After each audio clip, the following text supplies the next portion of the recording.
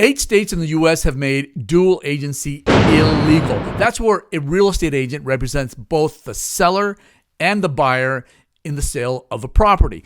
Some home buyers believe that they'll get a deal if they go directly to the seller's agent. However, they do not realize that the seller's agent owes a fiduciary duty to the seller to get the most that he can for his house. And he owes a duty to the buyer to get the most competitive price for his purchase.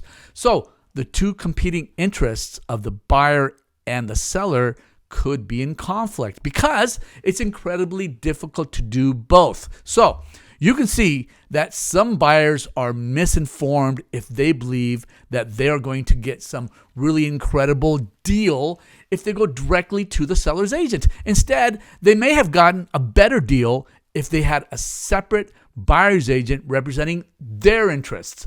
Now, in California and other states where dual agency is legal, it must be disclosed to the buyer and seller. The dual agents are also required to obtain written consent from both parties.